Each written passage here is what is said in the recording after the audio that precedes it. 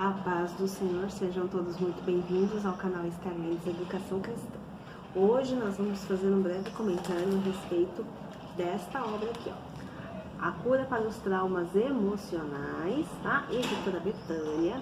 Lembrando que esta obra aqui, ela foi editada em 1984 e nós temos uma segunda edição de 2017, certo? Antes eu quero ler na palavra do Senhor em Isaías capítulo 53, versículos 4 e 5. A palavra de Deus diz assim: verdadeiramente Ele tomou sobre si as nossas enfermidades e as nossas dores levou sobre si. E nós o reputávamos por aflito, ferido de Deus e oprimido. Mas Ele foi ferido por causa das nossas transgressões e moído por causa das nossas iniquidades. O castigo que nos traz a paz estava sobre ele, e pelas suas pisaduras fomos sarados. Amém? Muito bem. Então vamos começar a entender um pouquinho o que o autor vai nos ajudar a entender nesta obra, tá? Então aqui, o que o autor traz? Ele traz a questão dos traumas emocionais, tá? Então ele vai falar um pouco da depressão. Ele vai falar um pouquinho do perfeccionismo, que não é coisa boa, muitos acham que é interessante, mas não é um trauma emocional e que traz muitos prejuízos para a nossa vida, inclusive para os que estão ao nosso redor também, tá? Depois nós temos a questão da autoimagem negativa. Por quê, né, que temos esse problema com a nossa própria imagem? O que acontece? Então ele vai explicar um pouquinho isso, a questão da personalidade, algumas características, quais são, digamos, quais são as consequências que vêm junto com esses traumas emocionais, o que gera essas doenças emocionais. Então ele vai acabar explicando isso aqui para nós. Então a linha de frente dele é esses 3 traumas que foram citados. Então a depressão, a autoimagem negativa e o perfeccionismo, certo? São 12 capítulos, tá bom? 12 capítulos muito bem distribuídos. Entre eles tem um capítulo que ele vai falar a respeito do Senhor Jesus, né? Ele diz, inclusive, que o Senhor Jesus, o médico ferido. Então ele diz, Jesus entende a nossa dor, entende todas as coisas pelas quais estamos passando, né? E é Ele que é o dono da cura. Muito bem, então aqui o autor ele vai explicar com bastante detalhes para nós por que acontecem as doenças emocionais, tá? E qual é o caminho para a cura? Uma das coisas que ele vai falar aqui é que devemos evitar os extremos. É interessantíssimo esse capítulo, tá aqui, ó. Na página 17 ele já começa dando essa explicação. Então, o que acontece? Os 2 extremos funcionam da seguinte forma: ou é a opressão maligna, ou a doença emocional, ela se caracteriza por uma pequena falta de fé, talvez. Então, ao invés da pessoa estar ajudando, a pessoa está atrapalhando aquele paciente, né, que está passando por esse trauma emocional. Inclusive, ele chama a atenção aqui, muito importante, olha o que ele diz a respeito desses 2 extremos. Sobre a questão da opressão maligna, né? Ele diz uma coisa muito séria, ó. Existe realmente a possessão demoníaca. Em meus muitos anos de ministério, em algumas situações raras, tenho sentido impulsionado a usar da autoridade do nome de Jesus para expulsar um demônio. E tenho presenciado cura e libertação nesses momentos. Mas somente um cristão maduro, cuidadoso e que ore muito pode tentar expulsar demônios. Isso aqui é muito sério, tá? Todo o trabalho que vamos fazer no nome do Senhor Jesus, temos que estar preparados. Nós não sabemos o que vamos encontrar. Só que aqui ele chama a atenção, porque às vezes a pessoa, ela vai... Tudo é uma questão espiritual, é algo maligno. A pessoa está assim, passando por uma depressão, por uma ansiedade, ela está passando por uma angústia. Às vezes você não sabe nem qual é o motivo e você já diz, é uma opressão. E aqui ele está chamando a atenção. Inclusive, ó, ele fala assim, que deixa um recado, ó. Deixe-me dizer uma palavra muito séria para esses novos convertidos ou cristãos imaturos.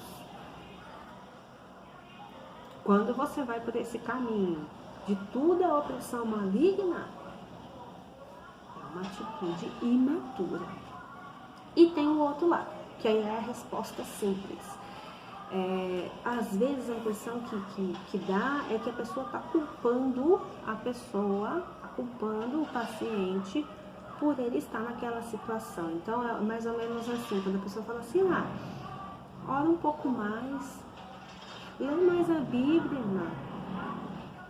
A irmã está passando por uma séria angústia e você ainda fala isso. Porque você está mostrando para ela, olha, pode ser que a sua fé está muito pequenininha. Talvez você não está lendo a Bíblia como você deveria estar lendo, ou você não está orando tanto que deveria, por isso que talvez você esteja passando por esse probleminha emocional. Isso é muito grave. Isso é muito grave. É como se soasse meio que indiferente. Como se uma doença emocional não existisse. É isso que o autor vai explicar. Mas ela existe, ela é real. E ninguém está imune às doenças emocionais. Aí eu pergunto para você, uma pergunta não tem aqui no livro, mas é uma pergunta que eu acabei pensando. Na igreja, existem pessoas estressadas? Sim. A ansiedade é um mal coletivo? Ai, meu Deus. Vamos lá então. Vamos continuar, tá? Então ele vai trazer esses dois extremos. Aí depois ele vai trabalhar de uma forma... tem uma questão também aqui que é muito interessante, né? Que ele vai explicar que a questão dos traumas emocionais, a doença emocional, ela está assim relacionada, né, com o nosso relacionamento com nós mesmos. Então, por isso que ele vai trabalhar um pouco a questão da autoimagem negativa, perfeccionismo e depois um pouquinho da depressão. Só que assim, ele é muito claro aqui no livro. Sentimento de culpa. Você precisa aprender a perdoar o próximo, mas precisa entender que você já foi perdoado. E as pessoas, elas continuam ainda escravizadas por esse jugo da culpa. Por isso que muitos estão adoecendo. É assim, a graça do Senhor Jesus. Aí o autor chama a atenção aqui também. Ele diz, olha, a maioria das pessoas fala da graça de Jesus, um favor imerecido. Ninguém sabe o que significa de verdade. Então, muitos estão sendo tratados dos seus traumas emocionais. Tratados, né? Com medicações, com as suas terapias, né? Seguindo ali a orientação médica direitinho. Porém, estão se esquecendo de deixar o Espírito Santo atuar nos seus corações. E é como aí fica aquela pendência, né? Você tem que deixar o Espírito Santo trabalhar. Então a pessoa ela dá início ao tratamento, o tratamento físico, né, e emocional, mas ela esquece do tratamento espiritual. Isso é muito sério, tá?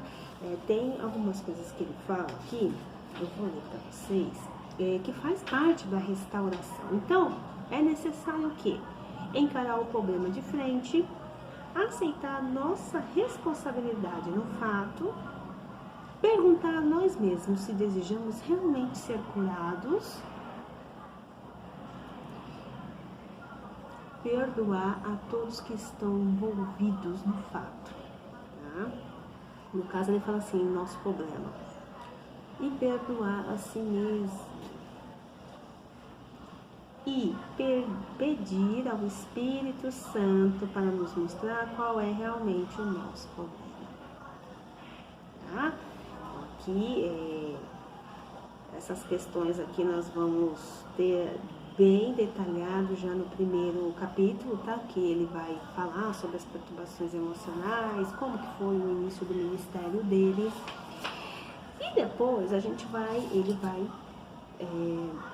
dizer para nós por que os problemas emocionais existem, né? Como que eles começam.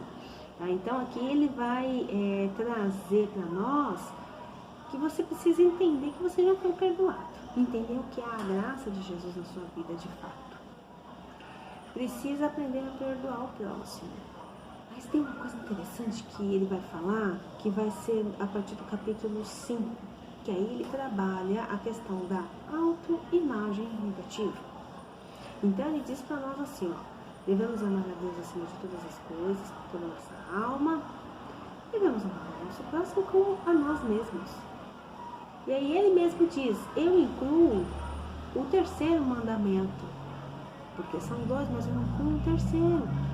Você precisa se amar da forma como você é, e assim você conseguirá entender que você é amado por Deus e refletir esse amor para o próximo. Pois é. Então, uma baixa autoestima traz muitos prejuízos para a nossa vida. É isso que ele vai dizer aqui. Precisa ser tratado. Não pode. Ele fala muito da questão a sensação de incapacidade, desvalor, autodepreciação. Ele diz que não é um conceito cristão a autodepreciação, muito pelo contrário. Muito sério. Ele vai dizer aqui também que as pessoas, elas têm aquela questão da rejeição, né? Não consegue perdoar, porque sempre tem aquela sensação de rejeição. Ai, eu sou tão rejeitado, E aí não consegue praticar o perdão, porque ele não entende que ele não é mais rejeitado. Gente, o negócio aqui é muito sério, tá? Depois a gente tem aqui, ele fala, né, que uma das armas mortíferas, olha aqui, uma das principais armas mortíferas de Satanás são as armas psicológicas, as questões emocionais. Por isso que nós entendemos, né, a nossa mente é um campo de batalha, né? Pois é. Sabe uma coisa que eu achei muito interessante aqui? Ele vai nos trazer que é assim, Satanás, o que ele faz? A questão do medo, da dúvida, do desvalor, da incapacidade, da inferioridade, são tudo ideias de Satanás. Para que você perca o seu foco, né? Para trazer angústia, opressão para a sua alma. Uma coisa que é muito importante aqui, ele vai dizer, olha só que interessante, quais são os problemas que a autoimagem negativa vai trazer para o seu dia a dia? Vai impedir de você realizar seus sonhos, impede você de desenvolver os seus talentos, você está fazendo, mas você não consegue atuar. Depois vai destruir os seus relacionamentos. Aquela sensação de rejeição, vai desenvolver uma tendência a querer ficar isolado. Às vezes tem pessoa que está conversando com você troca 2 palavras, mas dá a impressão de que você já está incomodando, porque a pessoa já é mais ou menos assim. A pessoa que vai sentir essa autoimagem negativa, ela vai querer estar se isolando cada vez mais. Começa de uma coisa bem sutil e vai indo, e todos os seus relacionamentos vão acabar sendo afetados. Por isso que eu digo que as consequências também vêm como se fosse um efeito dominó, né? Atinge a todos que estão ao redor, todos sofrem. Quando uma pessoa sofre, uma pessoa querida ali do nosso meio, nós sofremos também junto. Depois, ele vai falar também, ó, que ela destrói os nossos sonhos, né? E destrói os relacionamentos. Olha isso. E a imagem própria negativa prejudica enormemente nosso serviço cristão.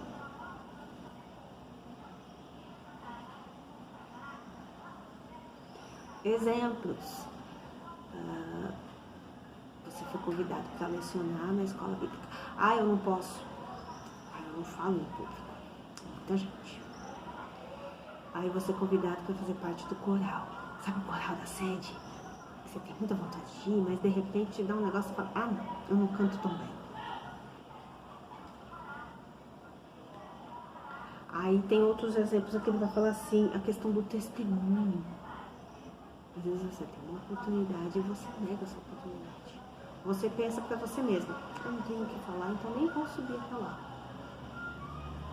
Assim. Assim, a questão do testemunhar, eu fiquei pensando, e todos os livramentos que Jesus tem nos dado até esse momento, testemunhos. Como não temos o que testemunhar sobre o Senhor Jesus? E também ele vai falar, evangelização no lar. Aí você responde, não, eu tenho medo. Medo do quê? Viu como que é a armadilha? Né? Pois é. Então, nós precisamos estar bem atentos, né? Porque nós somos instrumentos de Jesus. E Jesus vai nos usar da forma como nós somos. Agora eu faço uma pergunta para você. Você se apresenta para Jesus de que forma? Como um super-eu ou como o eu verdadeiro? E aí? Pois é, Jesus usa você como sendo o eu verdadeiro. O super-eu é aquela falsa imagem que você cria na tua cabeça, que não existe, de que você precisa sempre superar limites, que você precisa sempre estar à frente, que você precisa sempre melhorar mais. Quando você vai ver, você já está num colapso nervoso. Você já está passando mal. Porque existe um excesso de cobranças de você mesmo. Certo? Tá bom, vamos continuar aqui. Meu Deus, é muita coisa, gente. É muita coisa. Então, o capítulo 5 vai falar sobre isso, tá bom? Capítulo 5, capítulo 6.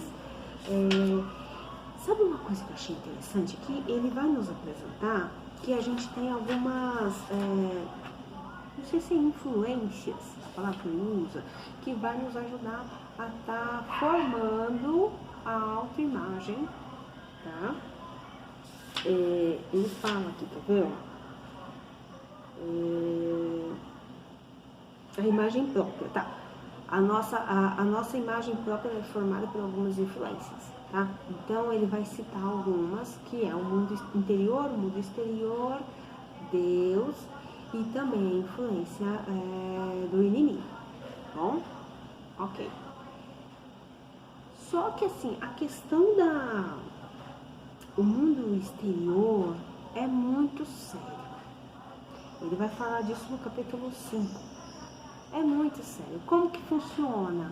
A partir da nossa família.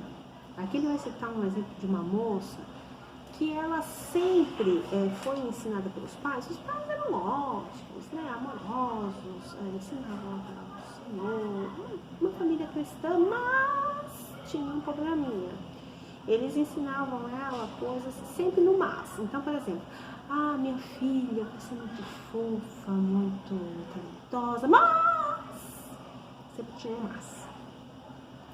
Então, ela cresceu com a sensação de que sempre estava faltando algo, que ela precisava sempre melhorar em algo ou fazer algo, nunca estava bom.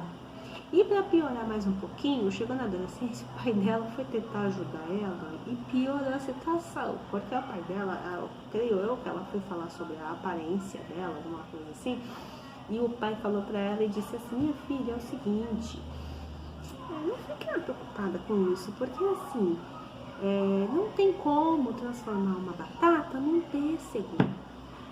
Então, o que foi falar pra filha, né? E o que isso causou nela depois de adulta? De que ela nunca ela ia melhorar, que a imagem própria dela jamais ia melhorar. Ela sempre ia ser frustrada nessa parte. Viu? A questão das palavras. Às vezes as pessoas tentam ajudar quem está passando por essas situações emocionais, essas angústias, e acabam atrapalhando. Isso causou um problema muito grave na vida dela depois. Certo? Certo. Agora a gente parte ali, ele vai começar a falar um pouco também, tá? Eu quero ler isso aqui com vocês, tá? É muito importante, ó. Corrigir nossas ideias teológicas erradas. Olha o que ele diz sobre a autodepreciação. A verdade, porém, é que a autodepreciação não é a verdadeira humildade cristã e acha-se em oposição a alguns dos ensinos básicos da fé cristã. O maior mandamento é que amemos a Deus com todo o nosso ser. O segundo é que amemos ao nosso próximo como a nós mesmos, sendo, portanto, uma extensão do primeiro. E aí ele diz, ó, não temos aqui 2, mas sim 3 mandamentos. Amar a Deus, amar a nós mesmos e amar os outros. Viu? Cuidar da sua saúde emocional, cuidar da sua alma. Depois ele vai falar de algo muito sério, tá? Olha só do que ele vai falar. Sintomas do perfeccionismo. Pois é, minha gente, isso não é qualidade não, tá? Isso aqui é um trauma emocional, tá bom? Então precisa tomar cuidado. Inclusive ele vai dizer que beira ao egocentrismo. São pessoas muito complicadas de se conviver. E sabe o que como é que se diz? O principal pensamento que eles têm é que assim, preciso fazer mais, preciso ir além. Isso não ficou tão bom quanto deveria. Eu gosto de tudo muito perfeito. Tá errado. Mas por quê? Na maioria das vezes tem um trauma na infância, tá? Então aqui tem um exemplo de um homem, e quando ele era criança, o que aconteceu com ele? Ele sofreu uma pressão exagerada do pai. Então o pai, ele pegava muito no pé dele e sempre tinha aquela questão assim, você tirou 8, mas eu acho que se você se esforçar, você tira 9. Então ele sempre queria agradar o pai. Então essas pessoas, elas sempre estão tentando agradar alguém. Porém, existe aqui um sentimento de insatisfação que vai acompanhar essa pessoa sempre, até o dia que ela conseguir entender que ela precisa ser curada, tá? Então, assim, e pode perder o controle, isso que é pior. Um colapso nervoso. Pois é, aqui ele fala, não dá tempo de falar tudo, gente, o livro é muito bom, tá? Inclusive aqui dá para fazer uma ótima tese, você que está na faculdade estudando sobre o tema, é um livro super importante, tá? A importância de nós entendermos os traumas emocionais e eles não podem de forma alguma nos consumir. Existe cura. Existe tratamento. Pois é. E aí ele vai trazer, né, todo esse relato do perfeccionismo. E é interessante que ele vai falar assim sobre quais são os sintomas, né? Então os sintomas vêm autodepreciação, legalismo. Eles trazem aqui, quer ver o que mais? Legalismo e tem uma outra coisa, a raiva, um ressentimento, rancor, mas a sensação de que eu não posso sentir raiva. Sabe aquela sensação, eu não posso sentir tais sentimentos porque eu sou cristão? Tipo assim, É uma coisa meio estranha até, você fica até um pouco assustado, porque ou ele vai no desenvolvimento desse trauma, ou ele vai sofrer um colapso nervoso, ou ele pode chegar num ponto que ele fala, não quero mais, e larga tudo. Não a fé, tá? O autor chama de não a fé, mas ele larga no ministério, ele larga o trabalho que ele tiver fazer, ele larga. Simplesmente fala, não vou mais, pronto, acabou, não quero. Por causa dessa coisa do perfeccionismo, que ficou ali fixado nele. E uma outra coisa também, essa questão da insatisfação também, que é muito sério, que aqui ele conta que tinha um menininho, e quando ele era criança, a mãe dele sofreu um colapso nervoso. E os vizinhos faziam uns comentários muito maldosos. Tipo, a mãe sofreu um colapso nervoso, porque essa criança fica no pé dela o dia inteiro. Imagina o que essa criança sentiu, de que ela era um fardo na vida das pessoas. Ele, inclusive, chama atenção para os pais que trabalham bastante. Quando você fala para o seu filho, espera um pouquinho, não posso te atender agora. Você está mostrando para a criança o quê? Olha, você agora no momento não é importante para mim. Importante para mim o que eu estou fazendo. Olha, dá um tempo, vai fazer alguma coisa, depois eu vejo o que acontece. O que vai passar na cabeça da criança? Puxa, quando, afinal, realmente vai ser interessante estar dando atenção para mim? Precisamos tomar muito cuidado, viu? Pois é.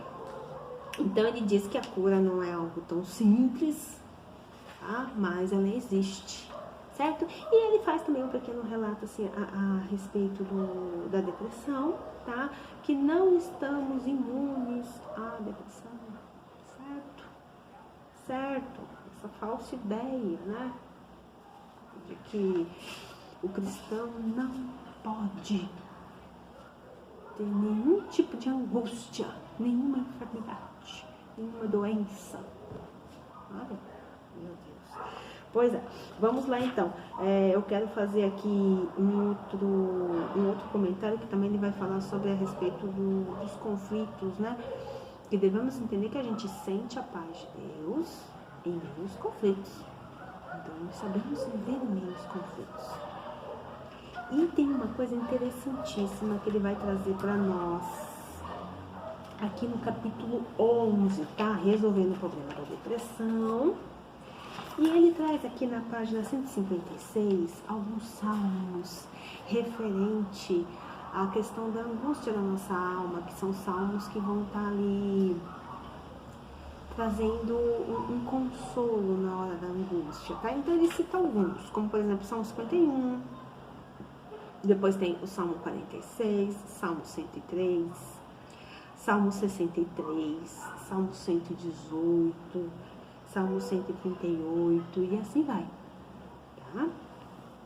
E ele sempre vai dizer a questão da restauração, né? Nós precisamos ser restaurados para sermos bênção. Nós somos instrumentos na terra, instrumentos do Senhor Jesus. O Espírito Santo do Senhor nos guia, então nós temos que permitir que Ele nos use.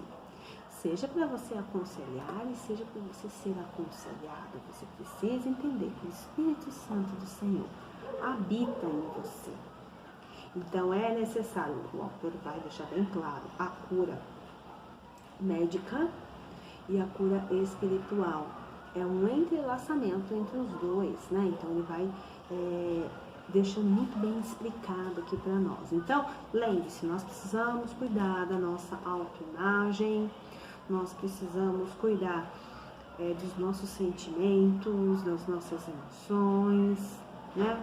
Do nosso emocional, espiritual e físico, já que nós sabemos que as doenças emocionais, elas trazem muitas doenças psicossomáticas, ou seja, com sintomas que são derivados das doenças emocionais.